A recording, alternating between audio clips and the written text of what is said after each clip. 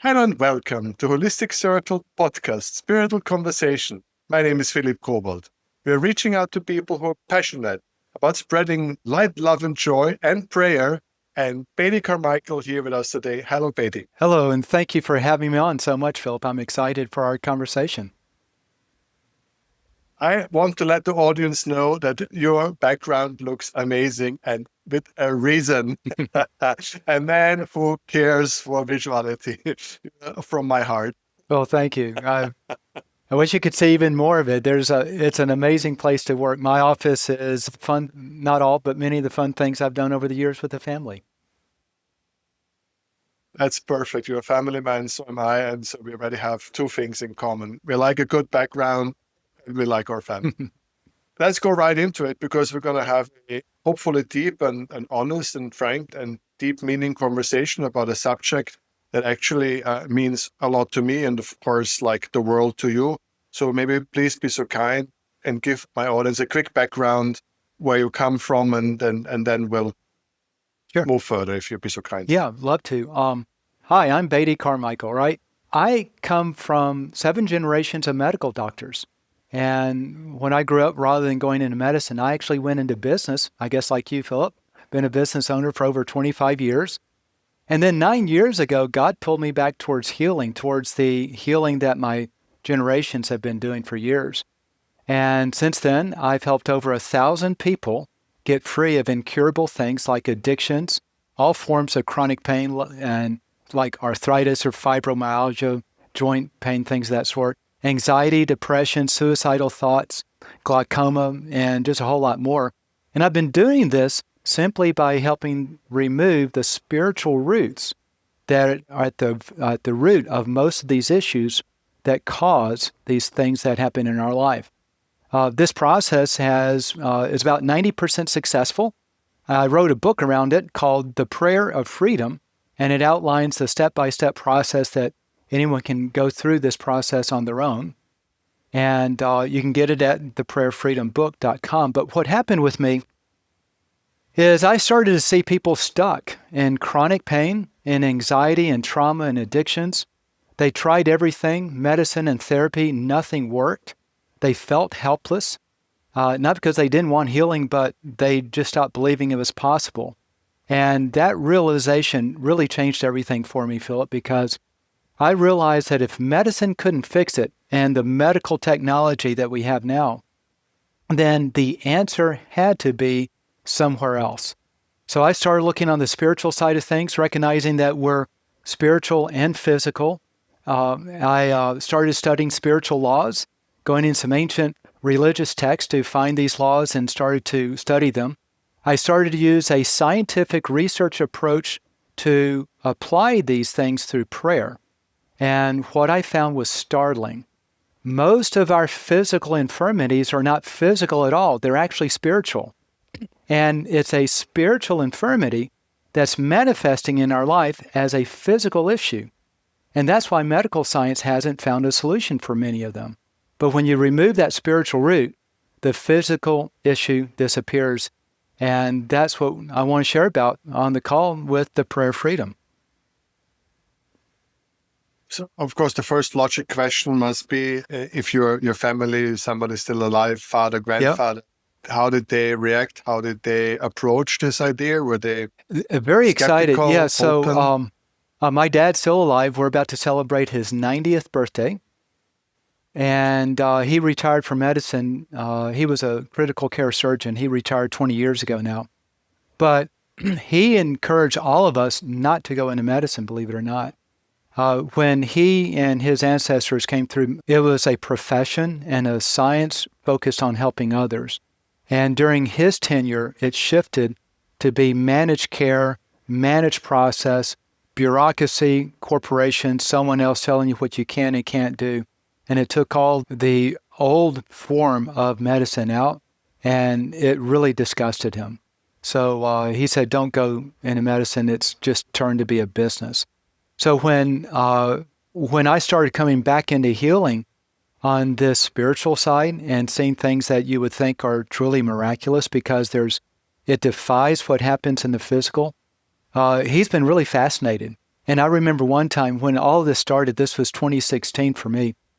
I had gone out and prayed for a number of people. I just started to say, let's just jump in and do it. Went out to Walmart and grocery stores and places and prayed for 18 people that looked like they were in pain. A third of them were instantly healed. Degenerative discs, arthritis, RSD, all kinds of things that doctors have no answer for. And so I came back to my dad and said, and I remember praying for this lady. She had RSD. What is that? He said, that's a neurological disease that creates excruciating pain. It's incurable. He said, if that thing left, that's a miracle. So he's been kind of my biggest supporter because he's always believed there's more than just medicine. And he's always trying to understand more of what happens within the human body. And so this has been a fascinating journey for him. On that note, especially you said he was a surgeon, a clinical surgeon. From all the doctors you can meet, the most spiritual ones are surgeons. Yeah. So always. Because they have so many people with life and death laying in front of them. And I've talked to many, many surgeons in my time, and they always say that sometimes they can even feel of a person want to pull through. Yes. Because there's always sometimes, like on a pin of a needle, you make it or you don't make it, and it's your will to live that helps the surgeon make the miracle happen in a lot of cases. So I've heard this from many surgeons. My dad had a similar thing. So his specialty was the carotid artery. And with that, when someone has an issue with their carotid artery, it's life and death, and you have to do it quickly and efficiently.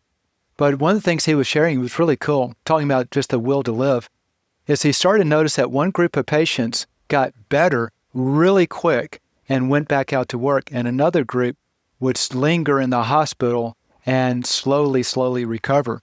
So as a scientist, he started to ask everyone questions. Tell me what's going on. And he'd follow up. Why did you healed really quickly? What's going on? And he found that group that healed quickly, by and large, they had something to do, someone to live for, and they wanted to get back to life. And the group that didn't heal quickly, they had nothing to do, no one to live for. They were a widow or widower. They had no reason to get back home. And so they just lingered. And it shows the power of the mind just to even healing in your body that you have no control over, but yet you actually do because it's how you choose to focus your will. I think we all can absolutely relate to that if we just look around. And if we go to any pensionist home or whatever, and we see the ones who are still in connection with the kids or grandkids and have a purpose, and there's still some kind of regular connections, they all do clearly physical, mentally better than the ones who are just by themselves. So that's, I think, is a bit with exceptions, but basically it's a rule of thumb. Yeah, so true. All right. So before we go deeper into the end, I would very much like, of course, to know, so logic question. So you're a religious person, have you always been? Are you connected with a specific church or a specific faith structure? How prayer came to you, basically the subject, I think we have to clear up first. So I'm religious. This process is not religious.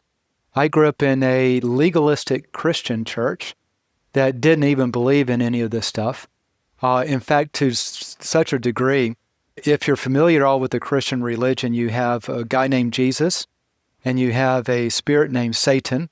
Satan is kind of like the antagonist of God, and he's always creating problems in people's lives. And Jesus is the one that frees you from those things, concept. So I'm at a mega church at this time, 5,000 members. And when I first started going out and praying for people, and a third of the people were being instantly healed, I go back to my pastor, the senior pastor, and I share, look what God's doing through me. And he said, oh, well, Satan can heal too. And then I didn't like that. He's saying like the enemy is doing it. It's not God. So then I went to my next senior pastor in line, and he told me the same thing. That shifted my church affiliation mentally. I still call myself a Christian. I still am.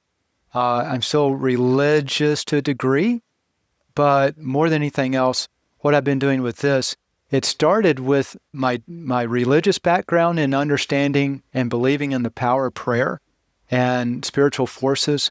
But as I started to get into this, Philip, what I realized is these are spiritual laws, and they have nothing to do with belief or conviction. Let me see if I can share what I mean. If you have only audio listeners at some time, I'm holding up my pen. And if I hold my pen up and I let it go, it's going to drop into my palm. And every time I do that, it's going to drop. And you, over on the other part of the world, Philip, if you were to hold up your pen and let it go, it's going to drop.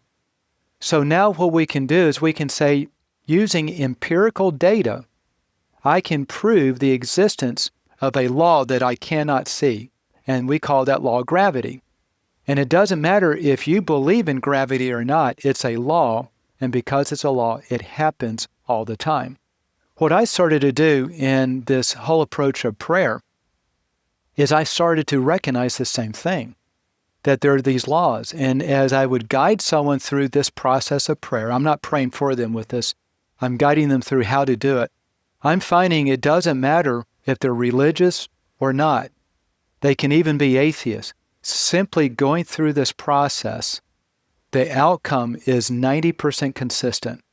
If you got some incurable thing, some chronic thing, addictions or pain or anxiety you want to get rid of, go through this process over here, and now that thing disappears. So while I'm religious, this whole process has really fascinated me because there's no religion tied to it. That's been probably the biggest aha that I've had with this.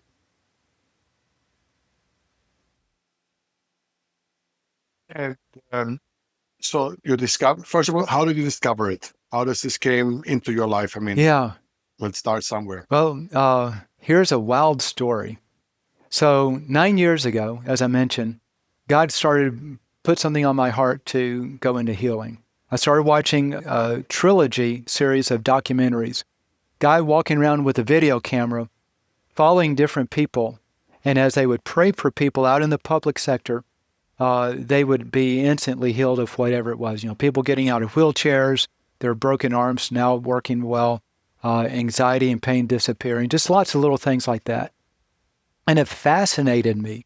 I couldn't believe it because I'd always been taught that does not exist. So it took me 6 months to actually start studying these spiritual laws, starting to come to the conviction that maybe this could be true, and feeling deep within my being to try it. So I went out. It was a Saturday. I was had a break for lunch at a convention. I said, I'm just going to go try this. So I stopped at a gas station, a grocery store, at a Walmart, which is just a large department store here in the States. And I just walked up to people that looked like they were in pain and said, hey, I'm out praying for people. Looks like you're in pain. Can I pray for you? And those that said yes, I prayed for them. And basically I said, God, would you heal this person? It wasn't anything more fancy than that. And a third of them were actually healed. Like dramatic stuff. One lady was in a little electric scooter at Walmart, and she had a nurse assistant walking with her that would pull things off the counter and stick it in the cart. And I came up to her and I said, looks like you're in pain. Can I pray for you? She said, yes. I said, well, are you in pain? She said, oh, yes.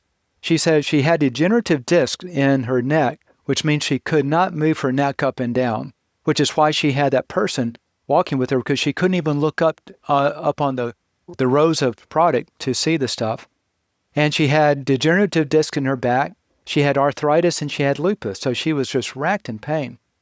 I prayed for her, and literally in less than 5 minutes, I said, how does it feel? She said, I don't have any pain. I said, really? I was like stunned. Really?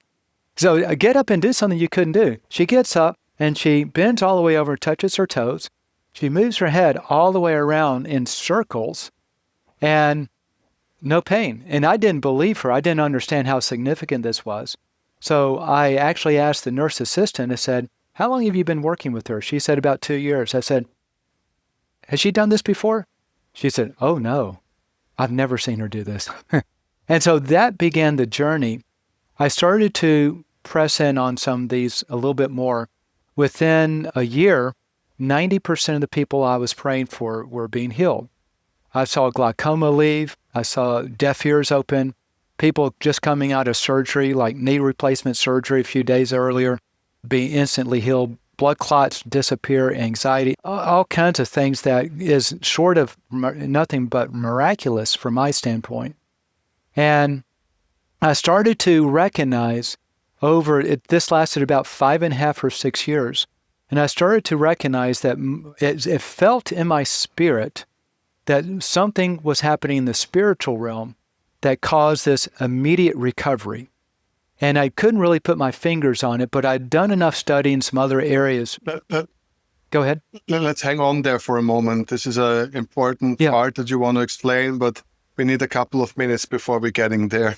Okay, if it's okay by you. The first practical, so to say, German question that comes to mind. Did you take the phone number of this woman? Did you contact her after a couple of months? Did you meet her again? And how long did it last? So this is, of course, great question. The German questions. Yeah, now I'm thank you for those questions. Not with her, but I have with others. And I found two types of things. Sometimes it lasted, sometimes it didn't. And then after about 3 years of going, why is it not lasting? I uncovered the secret, and now it's lasting permanently. But I remember one lady, she had just gotten, this was a Saturday, and I prayed for her. She was in a scooter, and I said, what's up? She said, my knee hurts. I said, why is that? I just had knee replacement surgery Monday. So this is 4 days post-op. And I don't know if you know anyone that's had knee replacement surgery. My mom went through it. And it's quite a long recovery and then therapy afterwards. So this is 4 days post-op. And I prayed for her and I said, check it out. She said, well, I don't feel any pain. Well, say, get up and walk around and do something. So she walks around, she does deep knee bends, no pain. I actually did follow up with her about, 2-3 months after that, still no pain. And again, another 6 months after that, still no pain. I mean, it's like just total heal. And I found that some of these, in fact, it became so frequent that I would find frequent in terms of, I'd say at least half the time, that when a pain left, it would return.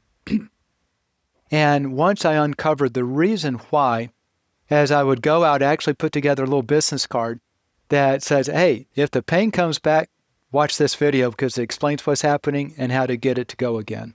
And because there's a spiritual issue, and what was happening is, what happens in the spirit realm is, if we open a door to a negative consequence in our life, that's a spiritual door that we open that has this physical manifestation.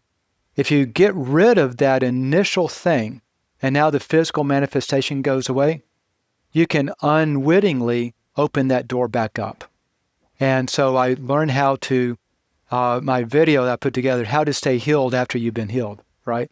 And it's basically how to not allow that to open up, and if it does, how to shut it really quick so the pain goes back away. All right. We want to spend more time on these questions, but first we have to clear up a lot of work. We have to do the work. Nothing comes easy and nothing comes free, because there are a couple of simple, primitive questions that come to my mind.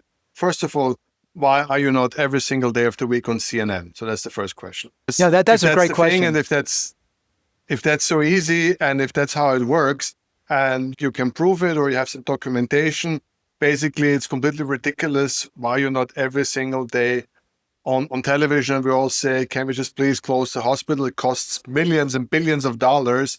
Let's get rid of the nonsense. We do a bit of a pray, or do the right pray, or the conscious pray, or the devoted pray, whatever terminology we want to use. But basically, voila, the budget is saved. And in those type of places, they don't. So imagine you're a CNN producer. I call you up and say, hey, Philip, I found a simple way to pray for people, and I'm seeing all kinds of things that medical science says is incurable being cured. Can I get on your show? And you're going to say, you're a wacko. I don't believe it. Click. Well, you are welcome on my show. Yeah. I think I'm pretty academic. No, you are, but I'm finding that, and I'm trying to get there. I'm trying to move up that pattern. But here's what's also interesting. Sorry. Maybe thank you. You're giving me a great opportunity. Hang on a second. Yeah. This is because a lot of people most probably are triggered right now and say, hey, what Phil is doing, he's having all those professors and all the academic and researchers. Why what is going on here? Is this getting woo-woo? First of all, this podcast is a place where I want to bring as many as different opinion in as possible. I do not have to agree with each and everything said on my podcast within reason. And if we don't listen to each other, if we don't talk with each other, that's the root for me of being spiritual, to give you the benefit of a doubt, give you the chance. And this is what we're trying here. If we'll achieve it in the end, if we find some agreement in the end, we will see. But to listen to you honestly and with an open heart, that's what I expect from my podcast, is to understand to the people who are now a bit worried, what is Philipp going woo-woo? I know it's just still the good on Phil, but that does not mean because I don't right from the start agree with everything I hear. It's not that I do not like to hear it. Yeah. Sorry, I thought it was a great I think moment that's really, to clarify. that's important. And also for your listeners, Philip was concerned that this may not be a good show for his audience. Okay, so we said let's move forward and then make that decision afterwards. You know, what happens a lot of times is, watch this. Someone has been in addiction. Here's a better one. Someone has anxiety and depression. They're on medication. They've been there for 20 or 30 years because of a trauma in their early childhood. And they've come to the conclusion, because this is what doctors say, there's no cure for it. All I can do is dumb it down with medicines and try to control it. For me to come along and say, I can help you get rid of that in 5 minutes, they're going to say, well, no way. I actually it was an editor of Psychology Today. She was a psychotherapist. And I was sharing this, and she says, that's impossible. I'm a psychotherapist, and you can't do that. So we build up our own inhibitions, our own roadblocks to believing that there's something beyond what science has been able to prove or not prove. And because this is the way it's always been, you find people very resistant. And what's interesting, Philip, is I'm not the first person doing this. I would like to respond to that. Yeah. So this is where I finally disagree with you 100%. Perfect, good. If you come to me and you are a scientist or a person of science, and you do not follow up and say, here, got 10 of my patients, do your prayer. I've therapied this. I'm working for 5 years with these patients. I know the history. I know the story, la, la, la. So please come to my office, make your thing. I will document it. If you do not do this, in my mind, you cannot call yourself scientific, because to me, this is just not serious. You know what? Thank you for that, because you have just given me the answer on how to get to these shows. See, in my first number of years of doing this, I was just doing it out. I call it street healing, street praying. I just go out to places in the public sector, pray for people, knowing what's going on, and they're getting freed. Now that I'm teaching as a volunteer at an addiction recovery center, and I've been there for 3 years, I can now do what you're just saying. Why don't you provide follow-up? Track these people, prove it. Because I do have, by the way, and especially for listeners, on my website, theprayeroffreedombook.com, theprayeroffreedombook.com. If you go there, not only is there, you'll get my book, but slide to the bottom, you'll see a number of on-camera testimonials of people that, a lot of these testimonies are years after the fact that they actually went through this, and they are still healed. And the healing was a miraculous thing. One lady, she'd been raped at 4 and 5 years old, or 5 and 6, by her dad and her uncle. Then she was abandoned. She went into drugs and sex with lots of boys and just spiraling down. She'd been an addict for years. She was anxiety, depression, bipolar disorder, and borderline personality disorder.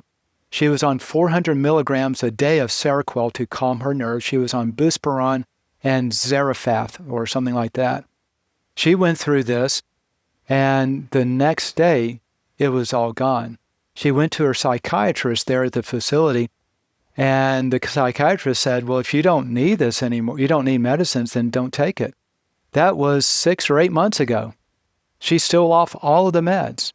And so by working at the Addiction Recovery Center, I do now have access to be able to follow with these people because it's a more personal engagement. Thank you, Philip. You just gave me the secret to what I need to do because everything's in my book, right? All the book is real simple. This is all I do with my addiction recovery students. I give them the book, and in the back is a worksheet. It has 18 different categories of where these spiritual roots occur. So I give them time to make their own list and then go through the prayer process, and they do it all on their own. I don't pray for them. I don't pray with them. And because of that, a lot of times I have for my religious friends who discount this, I say, well, look, if you're a pastor of a church, just find 5 or 10 people, take them through it, and just see for yourself. In medical science, in any type of science, you have peer-reviewed studies, and it's so easy for anyone to do a peer review and prove it wrong because there's no smoke and mirrors and there's no black box. It's laid out step by step with the exact process that all these people are going through, and simply do it on your own and see if it works. If it doesn't work, if you can actually go buy the book and do it, please go to Amazon and give me bad reviews. Because what happens is, whether you believe or not in this, it's measuring at right about 90% success rate. There's some things I haven't found, like deep traumas from early childhood. There's some things that may be more generational, and be honest, I'm certain I haven't found all of the spiritual roots, okay? But it's pretty accurate. I don't do anything with like leukemia, cancer, multiple sclerosis, these type of things that are now called the biggies. But when it comes to everyday type of situations that you and I live with, and we live with it and we struggle with it, but we make it through life, 90% of those I'm finding this is working well with. And to follow up before we finally go to the next part of our conversation, as you just mentioned, you have in America, I mean, in Europe, it's a bit different, right? But you have these massive Christian groups, well organized, well funded, very strong, unbelievably powerful. So basically, coming from that corner, and a lot of, as you said, there's a lot of examples where you've seen it, where people go on the street and pray for other people and so on. It's not like a novelty in the US. These kind of things have been here for basically since the beginning of modern America. So the question is it spreading within what are we talking? Do we have 20 million Americans doing this on a daily basis? Where are we in terms of numbers is a question. So my European viewers are now wondering, are we left out of a big trend? Is it popular on TikTok, so to say? And so is this spreading throughout the Christian faith and it's coming mainstream through Christianity? Or is even there some skepticism that's basically blocking it from... I am so glad you asked that because the answer is going to startle you. It is worst received in the Christian faith. It's the non-religious that are eating it up. Now, it's not mainstream yet. I'm still working on... the book just came out a year and a half ago, I think, thereabouts. But I haven't started doing anything with it until just a few months back. I literally shelved it for a while, and then I started to do something with it. I don't want to say it's the best kept secret. It's just that right now it's on me to get the message out, and I love people like you that help me get the message out. But this has the church. I found so if you look at just podcasts, because I put you in the podcast sector, you have religious podcasts that are Christian-based, and you have everyone else. And the religious podcast Christian base doesn't like it. They won't go there much. It's everyone else. It's people like you. You're being open-minded. Most Christians are closed-minded. Even though this has spiritual roots that's tied to the Bible that they read and study, they're not open-minded because they don't see healing in their church, so they believe that it's impossible. But when you get outside of the Christian religion and you just get to people that are spiritual, but they're not religious, they recognize that there's more out there. They recognize that there may be something that works with hypnosis or something with trauma or something with energy or frequency or things of that sort that are all these different types of, I'll call them healing modalities that the Christian church shuns. And this isn't one of those modalities, but the non-religious people that are the most open. It doesn't matter if you're in Europe and you don't have preachers on the street, you don't have lots of Christians. That's actually probably a good thing. As long as you want to get free and you're willing to try something that takes no risk and there's no consequence if it doesn't work. We only have an hour, so we must be careful. Yes. There's so many things I would like to respond to that thing, but let me try to go to staccato. Just quick go through a couple of things. So first of all, I agree with you. There are Christian podcasts and there's a lot of money, very tempting, very juicy, but I didn't go there. And there's a lot of podcasts which are spiritual and so on and so forth. And by the end of the day, I didn't go there either. My podcast is trying to drive exactly in the middle because I want to bring science, and I have a lot of very serious professors, some very renowned people on my podcast, and I have exorcists and angel seers. So I fight so very hard to bring very serious science and spirituality and occult and whatever. I just had a couple of Gardnerians, I had magicians I love it. running naked through the woods. Yeah. And I even sent a request to the Satanic Church of the US to come to my podcast. This is what I want to do. So the middle of the road. And thank you for calling me open-minded. I'm not sure if I can take it. I would rather be called respectful. Yeah. But let me explain. It's all. Let me explain the open mind to me. Yeah. You don't reject offhand. But you may not accept it, but you won't initially reject it. You'll say, well, let me inquire and explore it further. That's all I mean by open-minded. Thank you. I try to practice the old way of just being respectful. It's a bit forgotten art form. It is. But just let me quick tell you, that there's Lourdes and other places, Medjugorje and other places in Europe, that's basically embedded within the Catholic Church, that's based on spontaneous healing through prayer. I'm sure you studied that well. If you're into prayer, I mean, there's the two most famous ones, but there's a long list of places that are accepted. There are even doctors in some of these places to document the healing that is happening there. And just to maybe just quick say this as an information, I don't have the numbers in my head. I should have prepared better for the show. But I think from the several million people that come there every year and sit and pray and devoted people, it's just like maybe a couple of people that are accepted by the church who actually got a healing event. So this is the stuff that we have in Europe. With that, it's super accepted within the church. It has a procedure, how you can be testified and how it can be, so to say, accepted as spontaneous religious healing. There is even a procedure within the church. You get your stamp and your paper and your diploma and everything. Officially, I'm healed. Yay, you're right. I get it. But there are doctors involved, psychologists involved. There's everything involved. And if you go for all the hoops, then you're officially a miracle. And the devoted believers can, so to say, take you as a living example of the existing of faith and can pray to you as a person, as an example. You're not holy, but you were like a sub-holy structure. So it's administration. That's what we need. I'm familiar. The Catholics call it a healing mass, and that's a religious process. What I'm doing is not religious. So exactly. That's why we here have now the beautiful beginning of the stuff that you were dying to talk about, and I want to hear it.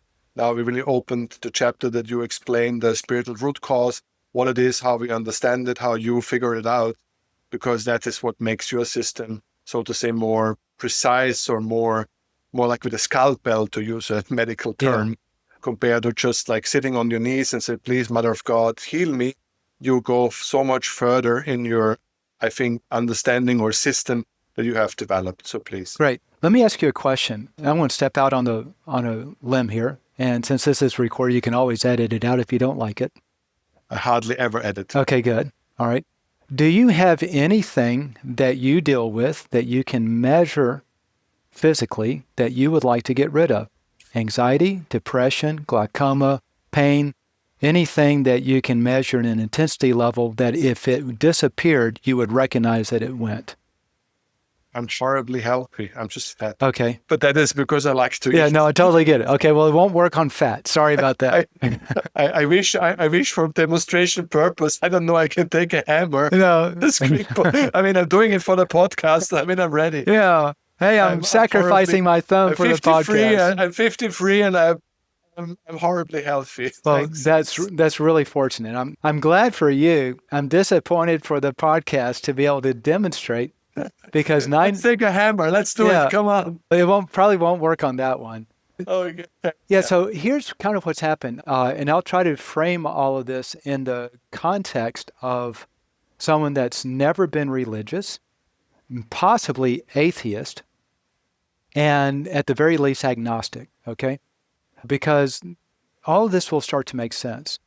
And I'm just wanting to give you a parallel so that the spiritual side of what I've discovered and working with starts to make some more sense. Have you ever had a time in your life, Philip, where you did something and you felt guilty about it, and no one told you that it was wrong, but you just felt that was wrong? I'm a horrible person. Maybe. Like you not that I kick can a cat remember this. because you're upset and I shouldn't have done that. That was wrong. Or you get upset at someone you really love, you blow up in anger and you feel guilty of that. Or anything like that. Have you ever had? Well, most probably I'm a parent. I mean, how many times you shout at your kids for this and that, and then in the end you think, you did it for the good of the kid, but you also think maybe there would have been some other way. But I think it's not too dramatic. Yeah. I mean, look at me. What? Right. Kids will bring a lot of things out that you didn't know was in there, right? I'm quite controlled. Yeah. Quite controlled. So what happens a lot of times, if you ever had that feeling like, oh, that was wrong, okay? What's happened is this God of the universe, this higher power, whatever you may say, that there is a creative energy, something that created us. And built into us is his standards of right and wrong. He built it into our conscience, okay? So when we violate our conscience, we do something like, let's say, I go out and y'all don't have guns over there, sorry. I go out with a knife and I kill someone, right? Hey, every Swiss male person has a gun in his house. That's true. Every Swiss male person, and there's no gun violence. Yeah. With ammunition. We need to learn from that. So here's what I find. Evil people kill. Non-evil people don't. And evil people will find anything to kill with. So it's not the tool, it's the person. But back to the story. So we have this conscience, and if I do something that violates the conscience, I feel guilty. And the reason I feel guilty is not because I was trained that's the wrong thing to do. I just knew in my heart it was wrong. That's our conscience that this God of the universe put into us to guide us on right and wrong. So we know sometimes that there is something wrong, and God seems to use, when we violate our conscience, there are things that happen in our life that are actually tied to this. There's a Hindu religious term called, or religious understanding called karma. Are you familiar with karma? Okay. Generally? I'm a spiritual podcaster. Yeah. I'm a spiritual podcaster. Okay, good. So you know about karma. So generally, here's all I want to share about that. You do bad things will happen. You do good things will happen. It's the application of short version. A very short version, yes.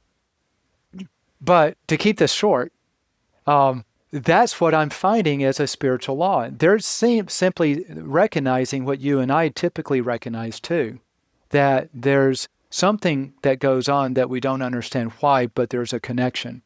So I started to identify that the connection is when we violate God's standard, then I'm going to use the word torment.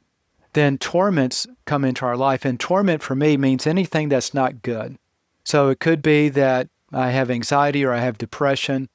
I get into fights with my loved one more frequently.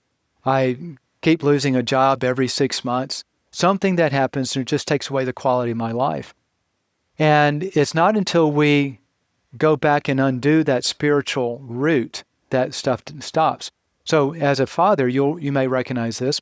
When my daughter was young, there'd be times that she would be really fussy, and it got more fussy when she got on social media and started seeing what all the other girls, all their pretty outfits and trips that they may take, and she's not doing that. And she would get just really angry and just fussy all the time. And sometimes we'd have to take the phone away and put her in timeout and give her a chance to rest. And then she'll come out and say, "Oh, Daddy, I know I was wrong. I was fussy and I shouldn't have been." And I said, "Oh, honey, that's okay. Thank you for that." And I love her. I hug her, and it says, "Time to get out of timeout." In other words, I was looking for a change of heart. Once she recognized that she was wrong, then I released the discipline. And what I'm doing with my child is I'm training my child right from wrong by using this discipline in her life. It appears, this is my opinion, not scientific. It seems like that's the same process going on here. Let me give you some examples so this now starts to make some sense. One of the ladies at the Addiction Recovery Center came up to me and asked if I would pray for her because she had her rheumatoid arthritis was acting up that day. I said, "Well, how long have you had arthritis?" She said 15 or 20 years. And so I said, "Okay, well, let me pray." And then I felt led to ask her, "Do you have unforgiveness for anyone?" She said, "Yes." I said, "Who is it?" She says, "My sister. About 20 years ago, she did something to my mother that I've never forgiven her for." I said, would you be willing to forgive?" She said, "Yes." So I simply led her in. Now, this is a prayer, but it's non-religious. I simply led her to say, "Dear God, I forgive my sister for what she did to my mother." And then we said, "God, would you take away this arthritis pain?" And by the end of the day, the pain was completely gone.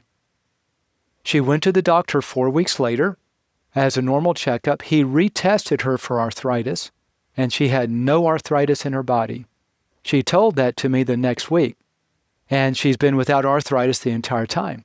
Another example of this is a friend of mine, my age. You're 52 or 54, I think you said. I'm now 59, and this was 2 years ago.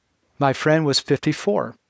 His name is Bud. He had played college football, American-style football for our European friends, and he had broken his hip.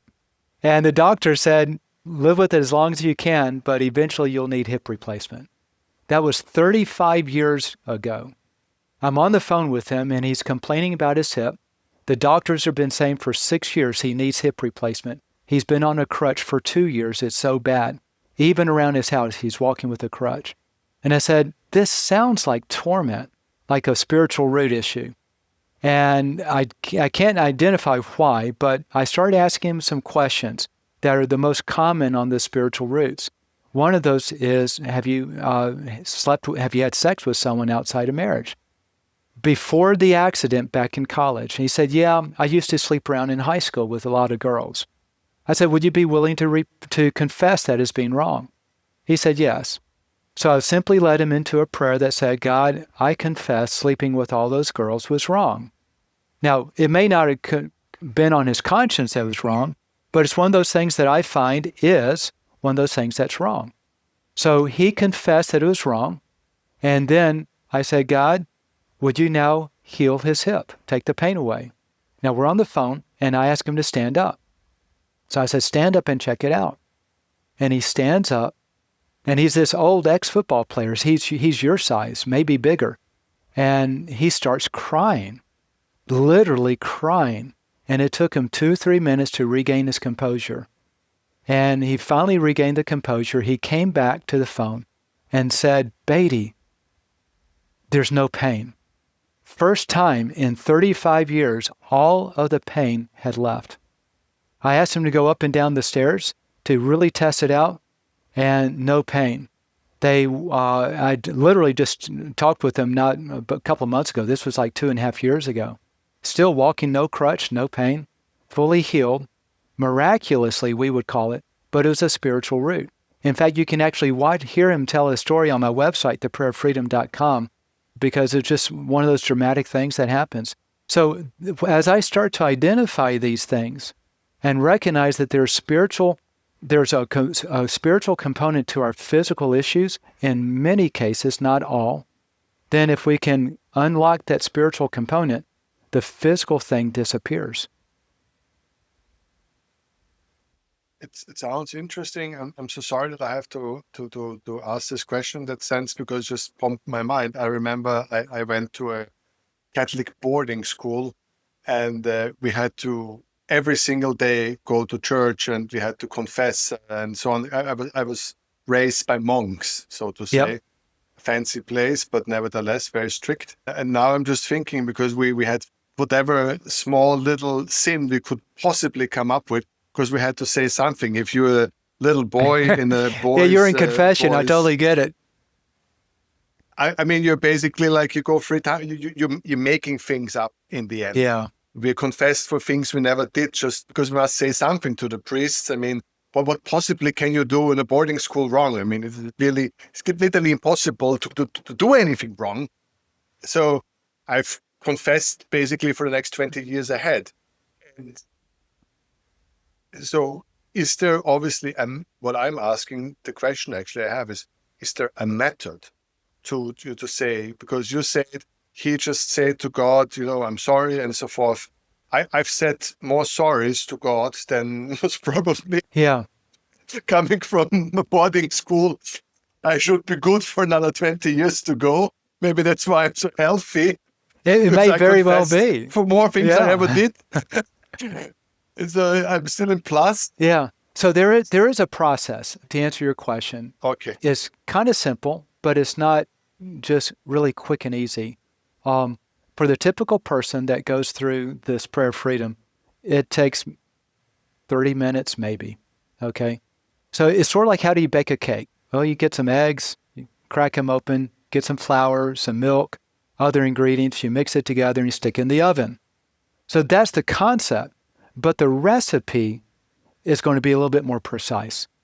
And so this is the concept I'm sharing with you, but the recipe that I was able to outline and put together is a little bit more precise. And that's why it's been so effective. And that's why you have people that, like at the Catholic Church, thousands of people come, only a few people get healed. And so they highlight the few people that get healed. When I did this at the addiction, so when I did this test, when I was writing my book, I wanted to statistically measure what's the result. So I had everyone, I make a list of every issue that they were dealing with. I was teaching 3 classes at that time. And so I had them make a list of everything that they were dealing with. So this is an example of a list. Can't quite see it in the video, but a little bit. It's handwritten, and this is the type of stuff that they were dealing with. Bipolar disorder, depression, anxiety, voices in the head, arthritis, knee pain, back pain, heaviness, COPD, neuropathy, addicted to drugs, pornography, and cigarettes. This is all one person. And then I had them grade that list on a scale of 0 to 10, each line item. What's the intensity? Then I had them go through the prayer of freedom entirely on their own. Do the list, and the list is a memory jogger of things that, like pride. Sometimes we don't think pride is wrong, but God says pride is wrong. And so here's an example of what pride may be. Is there anything here that you're prideful of? Okay, and they could be little minor things, sometimes they're major. And then they would go through the prayer portion, and then at the end of that 1 month period, because I gave them a month to do all this. It doesn't take that long to do it in reality. At the end of the month, I had them take their same list and go back and regrade it. 0 to 10, each of those line items. 87% of the women that went through this process, everything on their list with the exception of maybe one out of just a few people, 87% saw everything on their list go to a 0. Those people that still had one thing, that if anything remained, there was only one. And for those few that had remained, the intensity of those things went down by 2/3. So what this is there's a precision. And that's why you have people that will pray, God help me, please heal this, forgive me for this. But they're missing the precision. If I just take the ingredients for a cake and dump it together and stick in the oven, it's not going to be a cake. I would never eat it. But when you do the precision of the ingredients, just like medical science, when my dad had to do the carotid arteries, there was a precision. He was the number one in the United States in that line of surgery because he was so precise. People would come and study under him because of his precision and the technique. Other people weren't getting the same results, but they weren't doing it like he did. And that's what I'm saying with this. There's a precision here. Anytime you deal with something legal, you have to be precise. I got it. We have very little time compressed, Yes. and there's so many more questions. So let's see if we can a little bit go compressed through this couple of questions that first of all, let's come back to an earlier question asked again. So imagine you're going to get now on CNN, things go viral, this is the thing, and everybody's going to do it. Okay, 5 years from now, 60% of the US citizens bought the book and doing it. Where are we? Are we still going to have hospitals? Are we going to have medical centers? But they're going to be very small, less patients. So where are we? First question. In terms of how big is this right now in terms of getting out? How would America look like? I mean, gosh. If 60% use this on a daily basis on part of their life integration. So the pharmaceutical industry would be a fraction of where it is because most of the drugs actually create a lot of sickness. We would still have sickness. The primary thing that would not be touched is acute care. I get in an accident, I have acute issues. My carotid explodes, I have an acute issue. Those things, this is good for chronic. Anything that is persistent. And because it's persistent, it means that doctors can't fix it. You've got this chronic pain, and eventually you get knee replacement. So they can fix that, but you can get rid of knee replacement some of the times if it's a spiritual root. You have the chronic issue of mental illnesses, or the chronic issue of things like glaucoma. So you would see some of those areas shrink in size within the medical system over here. I love your answer. I'm not sure if it goes far enough for what I would like to hear from you, because if 60% of America reads the book, takes the book serious, and people start to think, yes, this book is working, that's believing it. Well, first of all, 60% of America would not cheat anymore, would not this anymore. I mean, otherwise, why would you cheat if you end up with a knee pain? I mean, crime would drop. Crime would drop, divorce would drop, all kinds of things, because they all become the consequences of... What about gambling? Gambling's an addiction. So if you can get rid of gambling addiction. Alcohol? Not the drinking of alcohol, but becoming an alcoholic. Yeah. But, I mean, do you seriously think anybody would want this? Yeah, so it's like, always about people say, if I have to choose between heaven and hell, please send me to hell. So keep in mind, I drink alcohol, but I'm not an alcoholic. If I'm an alcoholic... I get it, but you get the joke, right? Yeah, but I don't know many people that would not want to get rid of the things that they currently want to get rid of. That's the issue. Seriously? I think if you tell people that you can't cheat and you can't be addicted and you can't do then so you won't have knee pain in 20 years from now. You really think that you will get a majority of people to say... No, what I'm saying... It's an honest question. No, so but my answer was different than your question. My response was, I don't know anyone that has excruciating knee pain or has anxiety and panic attacks that doesn't want to get rid of it. That's all I'm saying. Sure, now, for sure. To get rid of it doesn't mean that you change your future behavior. It just means that you say, I'm sorry for my past behavior. I know a lot of... I know it sounds great. No, watch this. No, watch this. I'm being serious. Like my dad would, people with smoke problem, they got cancer, and he'll take limbs off of them because of cancer, and they keep smoking because they like to smoke. I mean, you're welcome to do it. No, but hopefully it would change people's behaviors, but not always. All right. Okay, this has to be discussed for some other I time. love it. I love it. Well, that is one of the things. Now we're coming unfortunately to the end of this podcast. We heard a lot, and there's one of the things I agree with you, because I think a lot of people who are into spirituality have no problem with agreeing with you. First of all, is that praying is a very specific art form. Most people just pray around. And I had a wonderful magician here a couple of days ago, and he talks about that when you say, "I need a new car, give me money," right? And God says, "Okay, I kill your brother, so you inherit." Right, No, right. no, no, no. I didn't want money that much. No, no. Okay, or I'll get you a car accident, and then the insurance gonna pay out. Maybe no, I didn't. You see, so it's actually a very complex thing when you pray to think of all the implication, how a divine being might understand it. It is actually, it's so I'm here with you. Anybody that's like you is trying to better understand the formula of praying or the structure of praying, or anyone that is trying to better understand this process, I think it is very welcome in the spiritual community. We all need to work to better understand the good prayer or the quality of Right. praying. And the So that's process. one thing, Yeah. the That's why I call process. this a research-based prayer approach, because you change you change the structure of your prayer to do those things that are consistently successful. So that's one thing where I think a lot of my viewers can easily follow you.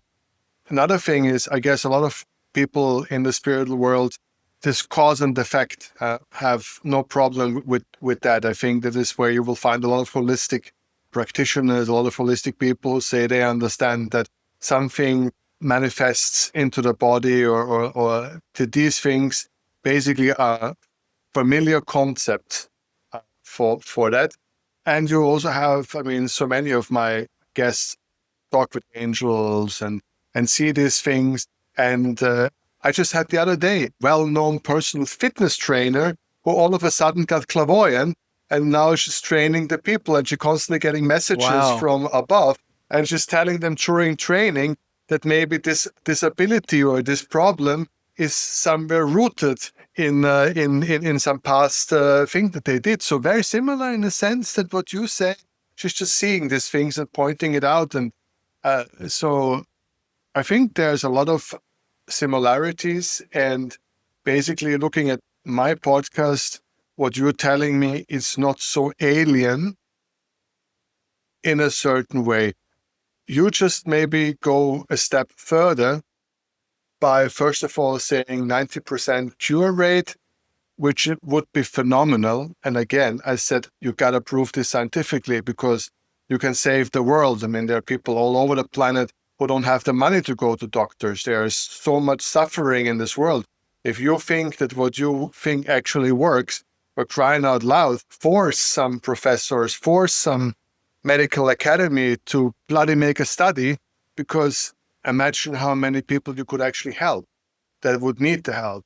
But it clearly has to stand on the roots of science. I think we all agree on that, if it's promoted Yeah. throughout the world. A clinical So study. but you have a calling, my friend. If this is working, what you're doing, on the bottom of my heart, make it stick. If you can help millions of people, do so. And I wish you all the luck and the strength, and most probably it's hard mountains to push with the doctors and with the universities, and most probably it's hell on earth. But what else can you do? Because that's the only way this needs to manifest by the end of the day.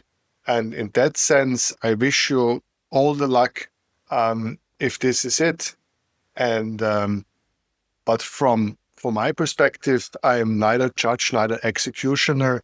But I first of all thank you for coming. I thank you for sharing. And we are grown-ups here and grown-ups listening to it. And it's specifically on YouTube, not for children. So people can take up their own mind. Yeah. People can give it a go and pray. I mean, what can go wrong if you pray and buy the book and follow the steps and then share it with others if you think it works for you. And if you're still skeptical, like I would be, well, then let's pray we can pray together that the doctors will give you the space and the science to prove you're right or prove you're wrong. There, I pray with you any time of the day that your father is right. Yeah. I have to tell you, I'm deeply disappointed by modern science. Yeah. Deeply disappointed. They become so bonk-headed. When I looked into medicine, I a little bit studied medicine myself, and there was such an iron rule, whatever works is right. Don't ask why. It works, it's good. And it used to be the mantra in modern Western medicine that whatever works is right. And as you said, we're coming into administration, we're coming into all of it. And so we should welcome anyone with an idea that, or a system or whatever that can help. That's being said, people should take their own health serious, should take their own decisions serious. We're all grown-ups here. And if you want to pray, if you want to go to doctor, go to doctor. If you can do both, do both. And that's basically all I have to say. And thank you so very much for coming today. Well, thank you for having me on. And for anyone that is struggling and you want freedom and nothing else has worked, be sure to go to theprayeroffreedombook.com and get more information, watch some of the testimonials, and then try it.